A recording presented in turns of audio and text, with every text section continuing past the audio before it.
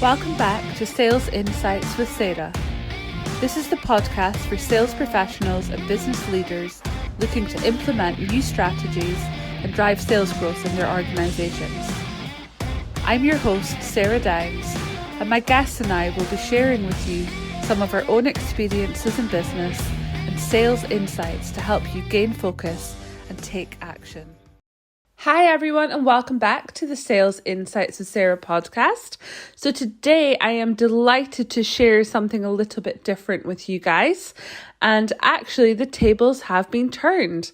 So you're about to listen to me being interviewed by the amazing Marcus Cauchi for the Inquisitor podcast, which you should definitely check out, and you will find the link in the show notes below. Now, Marcus wanted to know what I had learned as a trauma nurse and how I had then applied those lessons in sales, sales management, sales leadership over the years. So this is your opportunity to find out a little bit more about me. And Marcus goes quite deep on some of the questioning. He is an amazing interviewer. Please do follow him on LinkedIn, check out his podcast, and I hope that you enjoy the interview. Hello, and welcome back once again to the Inquisitor podcast with me, Marcus Cauchi. Today, I have a former trauma nurse who decided to go into the real war zone of sales consulting. She's the co-founding director of Dokaru. Sarah, welcome. Thank you so much for having me, Marcus. It's a pleasure to be here. Excellent. So, fascinating history. Would you mind giving us 60 seconds on your background, please? Of course. So my passion is about people. So I went into the world of nursing after school, and I was a trauma nurse for just under 5 years, based in Aberdeen, where I am today. But in 2011, I was diagnosed with epilepsy. So I got booted out of nursing and had to come into the, as you called it, the real war zone of the world of business. And with being in Aberdeen, that threw me straight into industries such as oil and gas, technology. So it was quite an eye-opener. I started in an admin role, actually. One company was brave enough to hire an ex-nurse and figured out some of my transferable skills. So I started in admin and grew in that business, getting involved in every aspect of the business, working alongside the directors, and realized that strategy and sales were the two things that I loved because they were all about people. People make things happen, people stop things from happening. And I'm very relationship focused as well. And strategy, because being in trauma, everything's a strategy. You don't get very much information as something's coming into the unit. And you've got a multidisciplinary team to pull together, equipment, everything. So the strategic side of business was definitely something I aligned to very quickly. So 10 years on, I now have my own business working as a management consultant with a focus in sales and marketing, revenue growth. And I love what I do because, again, it's all about people, and I get as much challenge today, even though it's not quite life or death anymore, as I did back then. Excellent. Well, it's interesting. Direct line, only recruit from caring professions. So I'm going to lead with an unplanned question, but I think one that you will be able to give an interesting response to, which is what passes for great in sales fit for purpose? So you mean when you're not an ex-nurse? No. I'm talking about the current traditional ideal standard for sales: money motivated, will to win, hyper competitive. I have fairly strong views on this, but I'd love to get your take. So when I first left nursing, I spoke to a lot of recruiters and was told time and time again, I don't know what to do with you, you're a nurse. Not once were transferable skills mentioned. And when I think now into sales, and I get involved with a lot of sales recruitment, supporting my clients, especially with senior level roles, I start looking out with the sales profession on quite a regular basis. And what I am not looking for is competitiveness and extrinsic motivation.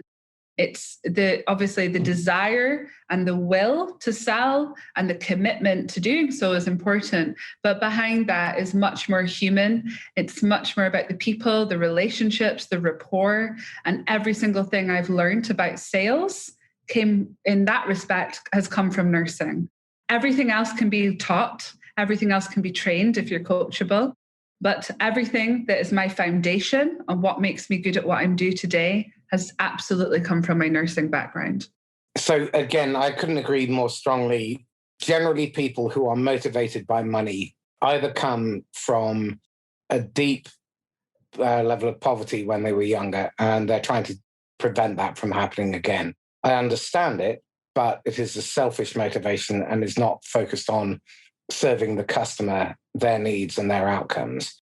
The other type of person who is genuinely motivated by money rather than the choices and experiences it can afford and sees it as a byproduct, generally, they are not the kind of people that I want to do business with.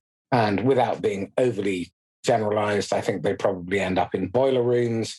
They end up in merchant banking, investment banking, venture capital, and they're not necessarily the kind of people who will create a culture that delivers long-term client relationships where customers come back, they feel valued. So thank you for underpinning that. Let me ask you this. If you look at what those transferable skills are, I'd be really curious what it's like being a trauma nurse, first of all, and the kind of process and decisions you have to go through to be a good trauma nurse, and then relate that back to being a salesperson and a manager of salespeople. So I think some of the transferable skills, out with what we've already spoken about already, really comes from that nursing process. It's actually more similar to business process and sales process than most of the people listening to this will have assumed. If you think about when you enter a hospital environment, especially in an acute trauma setting, we have symptoms to deal with. And it's our job as a medical team, whether you're a nurse, a doctor, or anything else, to diagnose. And we cannot diagnose without running the appropriate diagnostic tests. That's why the first thing we do is blood pressure cuff on you, take your temperature, draw some blood, take you for a scan. And in business, we should be doing more of the diagnostic tests before making assumptions of what's going on in an organization, in a sales team, or with our clients, if we're really talking about sales process. But that happens all the time. People jump into diagnosing, into treatment plans, into surgery before they've run any diagnostic tests. We see it time and time again in business. And that would be like somebody coming in after a car accident into a trauma unit, somebody making an assumption because they have a cut on their leg that it's actually broken, and shipping them off to a theatre for a surgery they may not require. So, Zig Ziglar said prescription before diagnosis is malpractice. Absolutely. So within nursing, we spend quite a lot of time on diagnostic, and then it's about creating a treatment plan. But what's also good to remember is once you start the treatment plan, whether that be medication, surgery, physiotherapy, sometimes things change. And therefore, the plan needs to change also. We need to pivot. I hate that word now because it's been so overused in the last few years, but that's what we're doing. You know, we're following a strategy or a process, and sometimes we realize it's not really working out. And we need to maybe go back and do a further diagnostic, or we maybe understand because of our experience that it's time to pivot and try something different.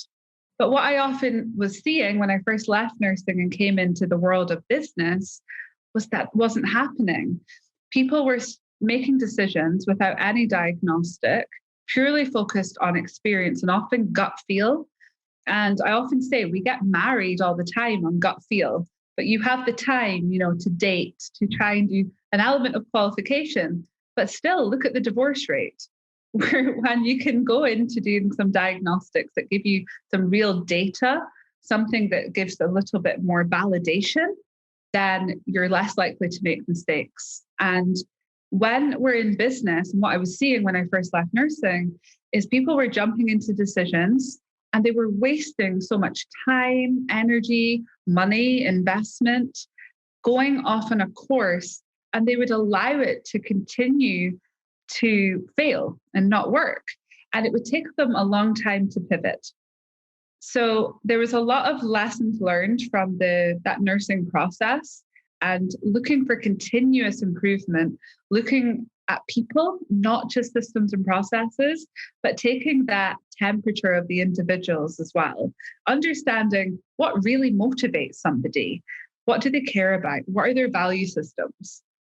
So that's probably the biggest likeness from nursing into business. Well, again, you've touched on so many things there, but one of the things that continues to frustrate and disappoint me is how often salespeople are encouraged to just show up, vomit up lots of product information, and they think that that is selling. There is an acronym that anyone who is listening should be aware of. It's called STFU. Shut the fuck up. Listen. You learn nothing when your lips are moving. So shut up and listen, and then pay attention. Your customer will tell you how to sell to them. If only you stop making yourself and your products and your company the issue. And what they care about are outcomes. When you go into a trauma unit as a patient, you don't care how they treat you. You want the pain to stop. You want the blood loss to stop. You want to get better. You're not going to complain if they happen, well, you might complain if they happen to shove something up your rectum. But the reality is there must be a reason for it. They need to do the examination. They have to take your blood pressure. They have to take your temperature. They need to ask you some questions. It's not unreasonable for you as a seller to do that diagnosis. And do not let prospects bully you into asking for the demo or tell them about your company and your products. That's irrelevant because they don't care. That's like showing up and bringing photos of your ugly children and then getting confused as to why strangers don't suddenly roll over in ecstasy.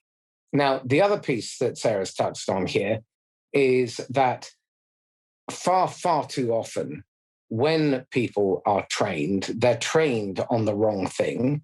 And all the real value in learning happens out in the field. As a nurse, whilst you might have learned a fair amount at medical school, it was actually on the ward or in the trauma room that you learned your craft. Fair? Yeah, so when I did nursing, the process is different now, but I was pretty much trained in the unit, on the ward. I also helped out on other wards, but it wasn't the same process as it is now, where you kind of leave school, do your 3-year degree with 12-week placements. That's why they used to have the nursing accommodation. And before, even probably 8 years ago, most of the teams in midwifery and nursing were actually training, on the job. And I've noticed the big difference when I've been an inpatient myself, even recently, and noticed quite a difference as to the students now and what they're allowed to do and what they're not allowed to do, which is all insurance driven, obviously, versus what we were able to do, even as auxiliary nurses back then.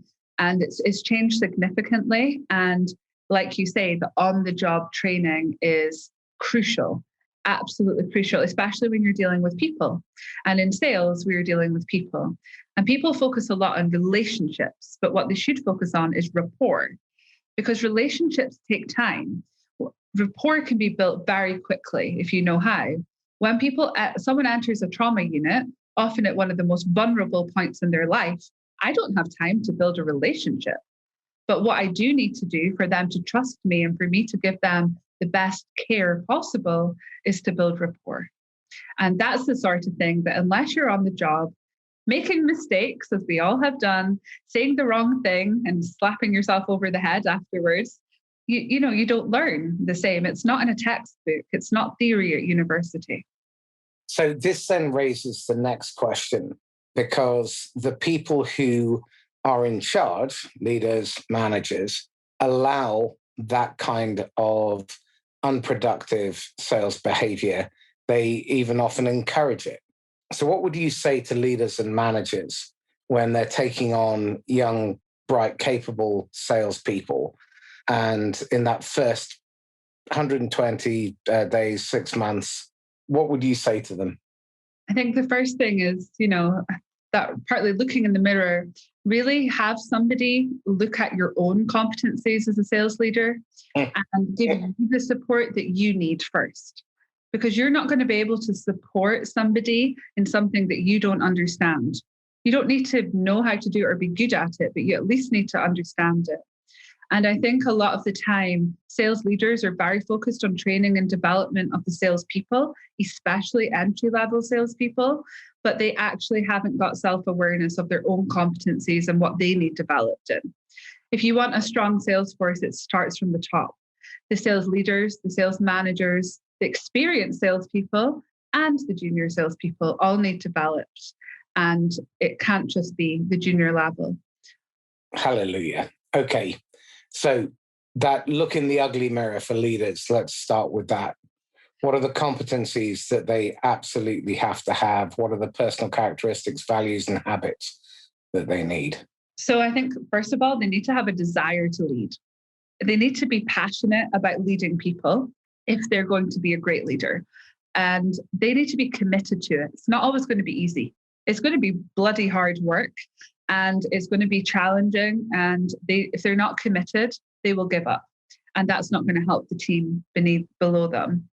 They also need to understand what motivates their people and have the ability to motivate using that information, and understand that not everyone is motivated by the same things.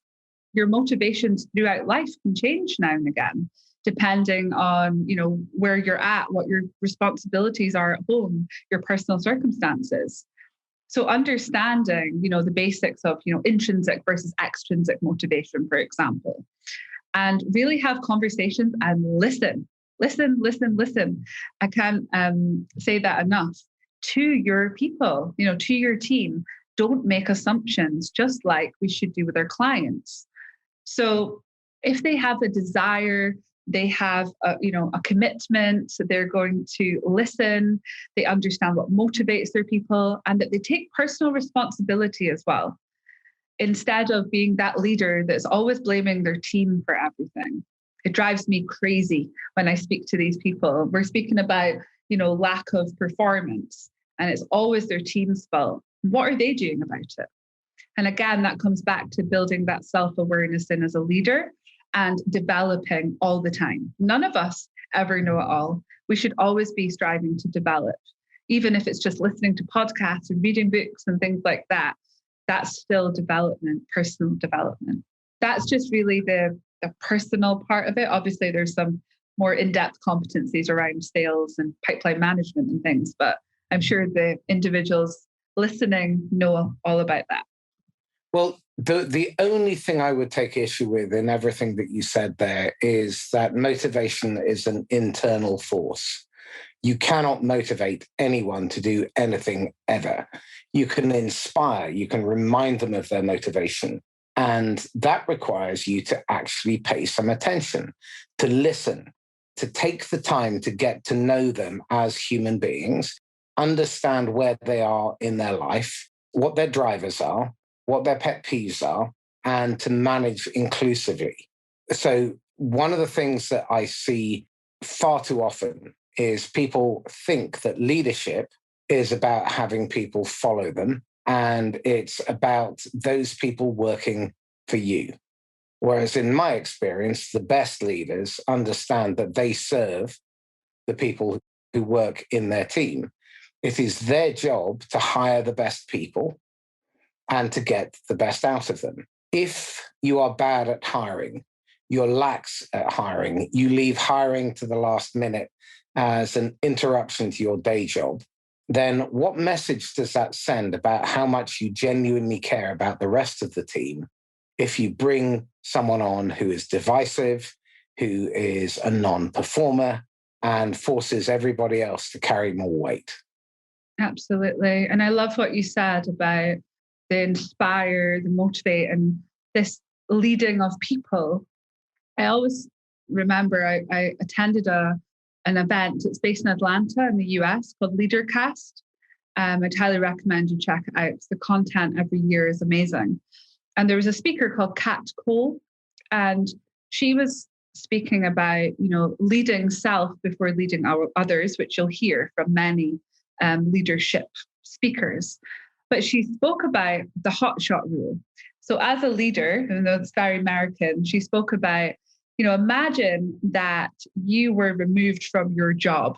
And that could be as a sales leader, it could be as a wife, it could be as a daughter, all the multiple hats that we wear in our lives. And if somebody that was just as good as you, or maybe a little bit better, came into your role, what would they see that you weren't doing enough of? What are the improvements that they would make? And I think within each of our roles, we know fine well, when we look deep and we build in some self-awareness, we know where we're lacking as leaders. We know where we're lacking as a friend, a daughter, all our different roles in life. But only we can do something about that. And I often meet with leaders that when I ask them where they need to develop, they'll give me a list. They understand what they're not doing enough of. Maybe I'm not spending enough one-to-one time with my team. I'm not asking them the right questions. I'm just not feeling this role right now. I'm not passionate right now. But then you say, what are you doing about it? And you realize that they've been feeling this way for the last 5 years and they've done nothing about it. If you want to be a great leader, yes, you need to have self-awareness, but diagnosing the problem is not enough. You need to treat the symptoms. And often we need external help from people like yourself and other great coaches and consultants out there to help us with that as well. And if you haven't done the diagnosis, chances are you will only treat the symptom, not the cause. And that, again, I think is really very important to understand. In my experience, people do not ask enough deep questions. They find the first answer that fits with their model of the world, and then they jump in and try and fix it. And this is where a lot of salespeople go awry, because they hear a symptom and they jump on it and say, oh, yeah, we can help you with the prospecting problem. When in fact, it's probably not a prospecting problem at all. The technique you can teach to a chimp. If they don't have the will to do it, if they are running psychological scripts that tell them that they shouldn't talk to strangers, that they shouldn't interrupt, that people who are busy are probably more important than them and their time is greater than theirs, so they don't have equal business stature. So they always turn up putting the customer on a pedestal. And if you don't address those issues, and if they don't think what they're doing is important and meaningful work, then they will find a way to do other stuff. I can't remember who it was. We were talking about why procrastination is not a thing. It's simply a decision. If you end up watching cat videos, it's because you would rather watch cat videos than make your prospecting calls. So you have to find the reason why. And you have to find that person's motivation to tie their corporate objectives to their personal objectives. And that's what great managers and great leaders do really well. Absolutely. And what you just said about procrastination, you often hear someone saying it, and I've said it myself before, oh, I'm definitely procrastinating over this task. But if I'm saying that, I'm self-aware of it, that I am making a decision not to do it. And I need to boot myself up the ass or someone else to do so to help me, move on that. And, I think the fact that we know about it and we're making that decision shows that it isn't really a thing. It's more of a decision, like you said. Absolutely. So, Sarah, talk to me about some of the blind spots that you see with regard to leadership and management.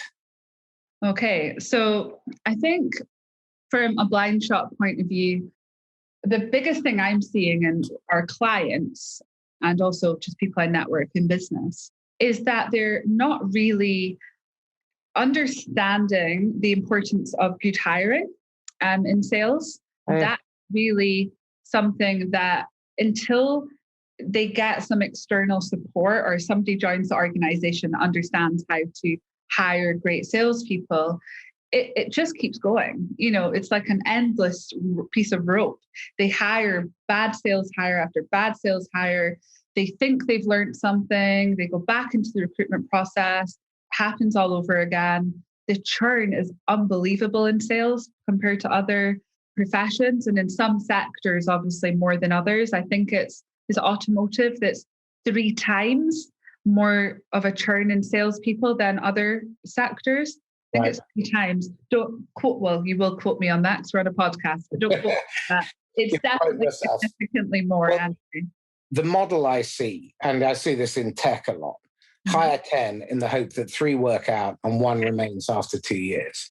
If that is your hiring model, you're a fucking idiot. Let me be absolutely clear about this. It costs you money, time, effort, resource, and opportunity costs to suck these poor people into your organization. Then you burn through them because of your lack of competence, your lack of willingness to ask yourself some basic, very simple, fundamental questions. Why do we do this?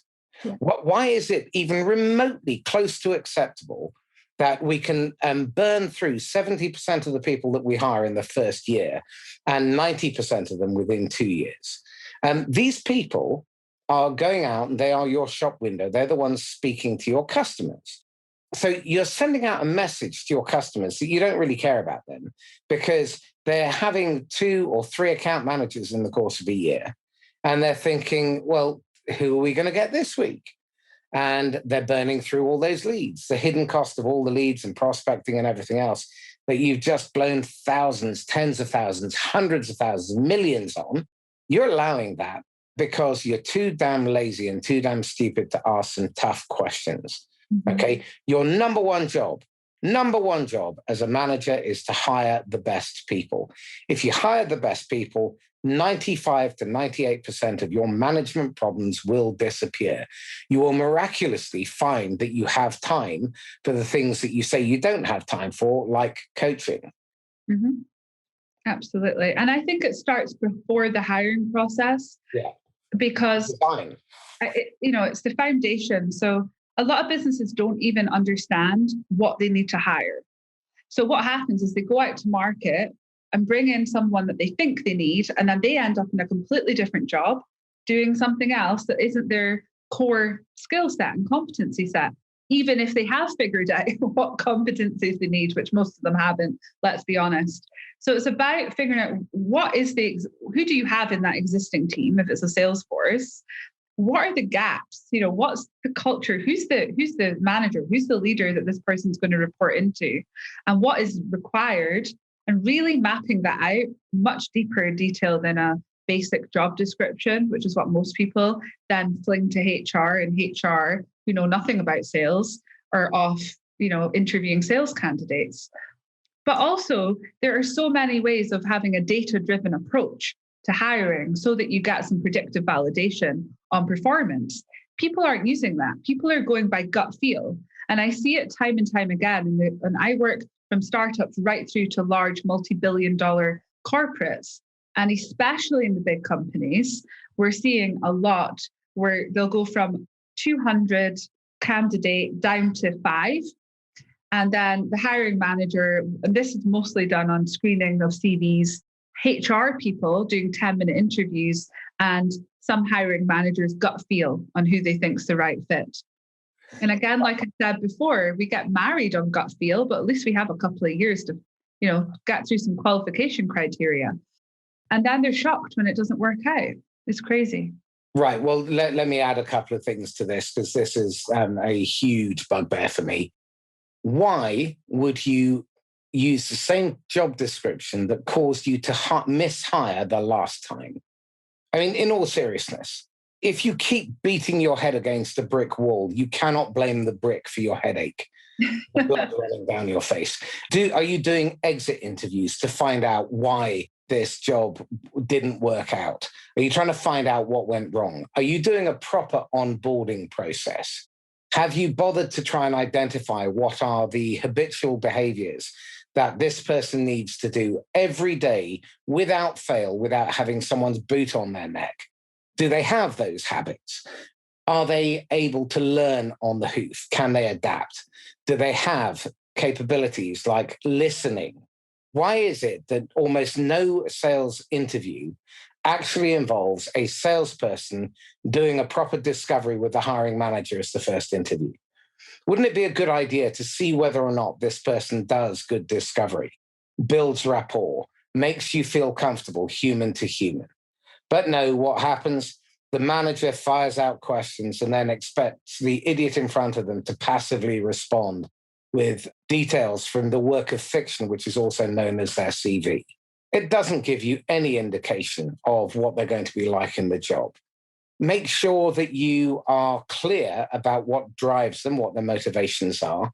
Do they have coachability? Are you testing for that in the interview by running a scenario and then giving them coaching and seeing if they respond to that coaching? Are you setting them exercises between interviews to go away and do research about the marketplace, about the competition, about the target accounts that you want them to sell into, to see whether or not they can do the job? And the fair thing to do, incidentally, is to pay them for doing that project work, because you're getting a valuable piece of resource and research, and they're going to spend a day or two doing it. So pay people for doing that research. Put them under immense pressure, because the person they become under pressure is the person they will become when they're in front of a hairy-ass CFO or procurement professional who's giving them a proper kicking. This stuff is not really rocket science, but you've got to stand back and ask yourself, well, why are we just doing the same old thing? And one final thing, because this really, really, really pisses me off, and it'll be familiar to you, is the idea that having experience of selling a particular product or working in a particular industry adds any value. Gallup, reputable firm, did a study in 2011 that proved that experience adds zero to the outcome in terms of sales performance. The only thing it added was a slightly faster ramp-up period. OMG, the profiling organization, has done over 3 million assessments, and the data science has proven that experience adds nothing, zero, zilch, nada, niente, nout, to the performance of a salesperson in role. So take experience out. Stop it. Utterly, utterly pointless. Yeah, the qualification criteria that people are putting in, they almost need to remove every single one. The degree that's often required, not a sales degree, just any degree is fine. Degree qualified, we often see. Well, I can pass my driving test, which could be the degree. I could have 40 years experience driving on the road, but does that make me a competent driver? My own mother is proof that that is not correct. She writes off every car that she gets, although she'll kill me if she hears this. But, when we talk about qualification plus experience equaling an amazing salesperson, it's utter nonsense. But companies are putting this qualification criteria in the way because they don't know what else to put in there, because they're not aware that there are more data-driven approaches or interview approaches, like you've just described, that are going to give you so much more, meat on the bone, understanding what this individual's got to offer. I also see companies using a lot of personality assessments, profiling, and saying that all yellows are great salespeople. Or if they're ID, that's amazing. It doesn't mean they're going to perform. No, it just tells you whether their personality will fit with certain people. And it also tells you how to communicate with them. Absolutely. And I use them for my own team. But I also use tools that are actually competency driven with predictive validation on performance. That's Absolutely. The difference. That's more of the cultural fit. How, as their manager and their leader, what do I need to know about them? How do I communicate them every day versus under pressure? As you've just said, where do they fit into this team environment? But that's certainly, I do that after I hire them, not before. Well, I like to do it before, but it's part of a battery of behavioral and psychometric profiles that I use in order to help me understand how best to communicate with them. And I also like to run something called motivational maps, because understanding their individual motivation and what drives them means that as we start to, we go through the hiring process, we can also start to work on career pathing. Because I'm not hiring for just this job. I'm hiring for the jobs that they can grow into, that they want to evolve into. And if all you're doing is you're hiring a salesperson for now chances are you've created a transactional sales culture. And you're also probably thinking that in all probability, they're not going to work out, which is not the best way to enter into a marriage. And then add to that the fact that you're now going to put them under immense pressure to do things that fly against their value system, like, for example, put customers under pressure, lie to them in order to try and get deals over the line to hit your revenue number. Is it any wonder that you have 80, 100, 120, 200, 300% turnover rates in sales floors? It's just crazy.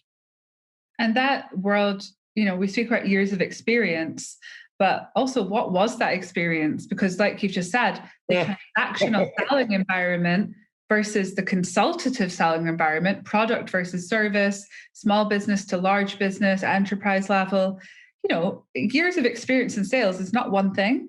There's so many, parts of that. But again, it's an intangible. It may support, absolutely, just like people being hired for their black book of contacts, just because you could give me the best black book of contacts in the world. But if I give that to a bad salesperson, they still ain't going to contact them. No. About a database. And it's the same. I can train someone to hunt. You can give them literally a playbook step by step on how to do it. But if they have an underlying fear of being rejected, they're still not going to do it.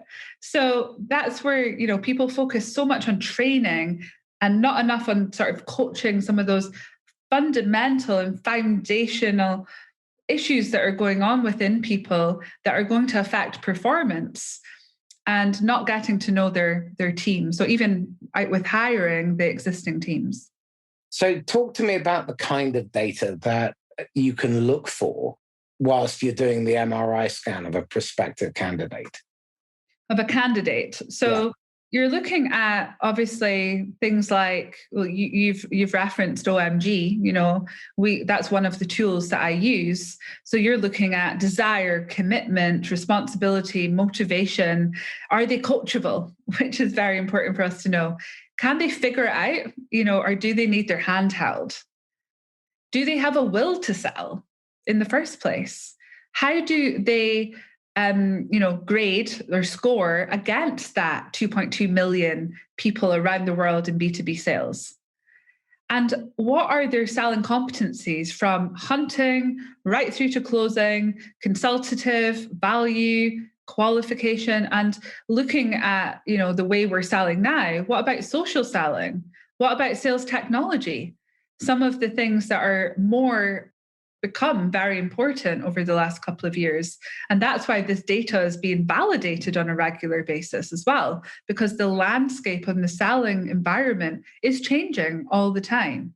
And it's gone to much more digital.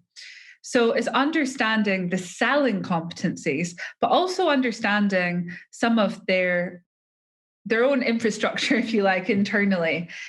How do they look at sales?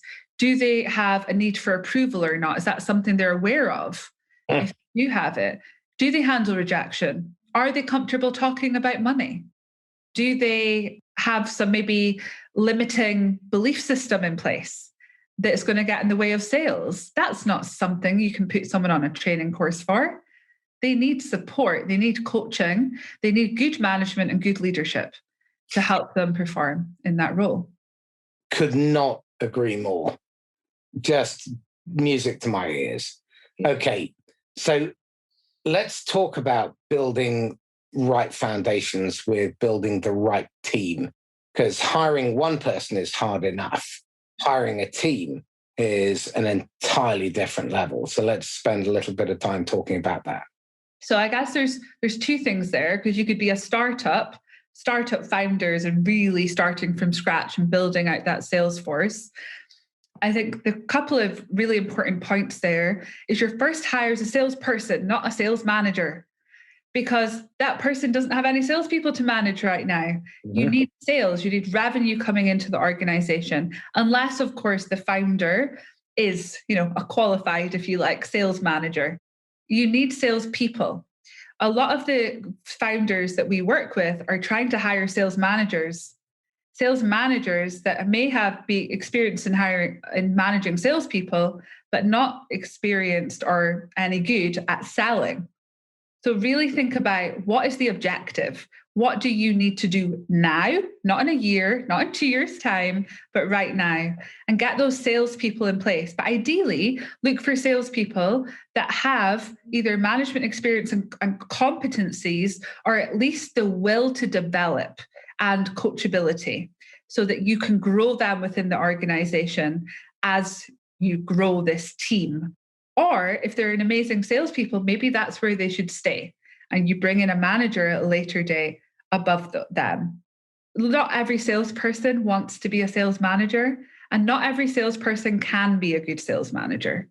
And I think founders really need to think about that differently, because a lot of them, and obviously not all, but a lot of them are trying to bring in this sales director, business development director, who has maybe been a director elsewhere, but hasn't sold anything for 10 years. And then use a data-driven approach, again, to back up the interview process and everything else you do. Don't waste your time on candidates that are not going to perform. Don't interview 50 people, interview 5, where there's some predictive validation on them. Then if we look at larger organizations that already have an existing team, again, let's do an MRI. Let's figure out the inners, what's really going on right now. A lot of the time, companies get us involved looking at revenue growth, and they make the assumption that revenue growth means new sales hires, new market share with new sales hires, instead of understanding that probably each and every single person in that team has an opportunity score, maybe more than 100%. If they give them what they need. So instead of jumping into recruitment as a way of fixing things and hiring and firing left, right, and center, which we see all the time, let's figure out what's really going on in the organization, where the organization wants to go, and then understand, if you are going to hire, why are you hiring? What are the gaps in the competencies? Or if you are looking to enter a new market, a new sector, a new region, make sure that the role specification set for this new job matches that, not an internal sales role based in London, which are two very different things. There's a few things there. Absolutely. And again, I cannot stress the importance of doing the heavy lifting before you start that process. Often, the last 17, 18 years, I've been in the world of training. But if I look back, so often the wrong people were going to be trained. If they needed training, that was also a moot point. And as I've got older, I've been far more judicious about whether or not I would take on a training client. Now that I'm out of the training world and I'm buying in resource, salespeople, managers, marketing, and so on, the questions broadened for me. And I started to realize just how often the real problem was probably something else. Because the reality is that 70% of learning actually occurs post-training in the field, in the real world. And far too few sales training organizations hold themselves to account for the outcome that they were originally brought in to help resolve. And L&D departments measure training on the basis of the smile sheets at the end and on the basis of retention, not whether someone can implement what they learned out in the field, in the real world, with real life, breathing, living human beings who are customers or prospects. And often they don't even know what their customer's journey is. So they only see a tiny fraction of it. Their marketing is completely skew with, because it's often driven by the emotion and whatever the bee in the bonnet of the founder or the marketing manager or marketing director has. I remember talking to one company, and they were in the apparel space, and they were convinced, or the CMO was convinced, that they were an adventure brand. But actually, when the analysis was done, turns out that the people who bought their clothes, who were the most loyal customers who'd stopped buying, bought their clothes because they wanted to look sophisticated whenever they went out in the evenings with their family. And they couldn't give a damn about the adventure brand. And as a result, in one territory, sales went up $62 million in a quarter. Wow. Yeah. Now, far, far too few leaders are taking the time to step back and ask the real questions. What is it we're trying to achieve? What are the outcomes we're aiming for? What are our choices? What are our options in terms of getting there? Because you can fix all manner of sales problems with marketing, with technology, with training, with recruitment, with coaching, with better managers. And the problem is that very often they don't ask themselves the difficult searching questions. The most important one is, am I the problem? So tell me this, in terms of blind spots where, and again, you don't have to name names, although that would obviously be very funny. There must have been occasions where you've come across a leader who is actually the bottleneck. Absolutely. On more than one occasion. The great thing now is I back up what I'm saying with some data. So it's not all, just my opinion. But, when I first started in consultancy back in 2015, and prior to that, I was employed, I came across a number of leaders or managers, I would probably call them. I think leadership needs to be earned. So managers that were absolutely the problem, managing directors, mostly owner managed businesses at that time, where they were getting in their own way. And they really needed somebody externally to come in with a fresh view that was willing to give them the bad news. Now, being a nurse, I was used to people as they receive bad news, and telling someone that they're a shit sales leader isn't as bad as being in a room while someone finds out they've got cancer, for example. Yeah. So for me, I see it as my duty to give them the truth, because I need to help them, and I cannot help them if I don't give them the truth. So sometimes it can be the managing director, the CEO, but some of the ones that have been a little bit even, I would say, more awkward for me is when I'm sitting in the boardroom and I'm next to the CEO, and I've had lots of previous conversations with the CEO, and I'm sitting there thinking, your vice president of sales is your problem. The CEO is blaming the sales team, the sales managers. You get into that boardroom and you realize very quickly. Now, before, that was a very difficult conversations to have, especially if they just spent an absolute fortune hiring this individual. Because I think the average tenure of a sales VP is like 14 months, not very long. So that was awkward. But now, again, because I'm asking all my clients to do the MRI and I have the data to back up, it's not my opinion. It's data-driven insight.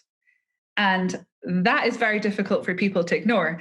And we often get pushback. Oh, I don't like this, what it's saying about me here. I say, okay, so you don't like all the good stuff either. Oh, no, that's okay. I was like, well, you can't have it both ways. You either trust it or you don't trust it. Well, so you get there. Yeah, I mean, self-delusion, I think, is, sadly, we're going to have to wrap up. But I think a lot of people are blighted by a high sense of self-importance. And what they're also blighted by is a volitional deafness and blindness to their own shortcomings. And I think what's really lethal is leaders who do not have a voice of reason and someone who will give them a good slapping around and truth-telling. And so if you are a sales leader and you do not have a coach or a mentor, and someone who will objectively tell you the uncomfortable, unvarnished truth, you are doing yourself, your business, your people, your customers, your shareholders a massive, massive disservice. Sarah, we've come to the top of the hour. This has been really fascinating. I would love to have you back. Tell me this. You've got a golden ticket and you could go back and advise the idiot Sarah, age 23. What choice bit of advice would you give her that she would have probably ignored because she knew everything back then? I think that, people will take you seriously, because when I first left nursing, I only had, when I set up myself, a couple of years of experience in business. I was a young female in a very male-orientated technical world. And I had a lot of self-doubt back then. And I think if I could go back, I would just tell myself, just go for it. Believe in yourself. People will take you seriously because you do know what you're talking about. You've still got a lot to learn, and I still do now. But, just go for it. Don't let that fear of, the transition from nursing into business, a lack of years of experience hold you back, because you're doing it with purpose. It's a purpose-driven decision to go into this profession. And therefore, you're doing it for the right reasons, and it's okay to make mistakes. Absolutely. And let's face it, none of them were fatal. It's not like it in the trauma room. I've got it here. This is all the money from this goes to charity. But I just co-authored a book called Purposeful People. And in that, I share my experience from nursing into sales. And that, it's not been fatal for me. But absolutely. Still very challenging. Excellent, Sarah. Well, Purposeful People. Purposeful People. I'll send you a copy, Marcus. It's all right. I'll buy a copy. That's fine. So that's by Sarah Downs and... Oh, there's 20 of us. We got one chapter each.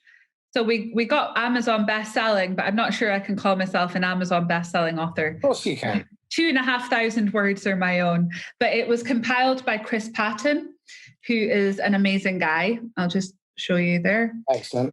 And there's 20 of us from all around the world, all different backgrounds, and all really passionate about great leadership. Wonderful. Okay, so apart from Purposeful People, what would you recommend people read if they want to get better at being a sales leader? I think, for reading, there's so many out there.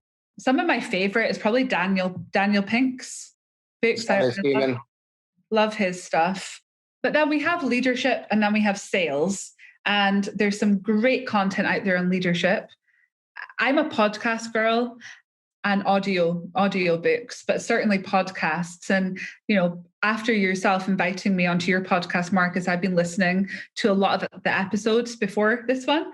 And I've learned a lot, and I'm going to continue. I think you have 300 episodes? About 350. We'll be 400 before the summer's over. It's crazy. I'm only at 50, not even 50 on my podcast. Well, thank you very much. To go to catch up.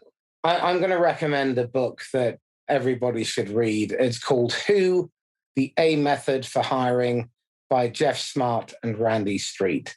Very, very good book. It's always good to have a book recommendation. There's so many. I'm awful at this question. Everyone asks me it, and I've got so many going through my head at once that I can't choose. Excellent. Sarah, how can people get hold of you? LinkedIn is probably the best option for me. I live on LinkedIn, and I am on Instagram, but that's purely for the podcast brand. So LinkedIn private message is always best. Okay. And I can also give you my email address to put in show notes. So Sarah at docaru.com, DOQARU.com. That's correct. Excellent. Sarah Downs, thank you. Thank you so much, Marcus. Appreciate the opportunity to come on the podcast. My pleasure. So this is Marcus Cauchi signing off once again from the Inquisitor podcast. If you found this insightful and helpful, then please like, comment, share, and do subscribe. And if you feel generous or not so generous, give us an honest review on Apple or Google Podcasts. Thank you for listening to the Sales Insights with Sarah podcast. Remember to subscribe if you haven't already, so that you are notified of every new episode. If you could take a few minutes to leave a review, it would be greatly appreciated. See you next time.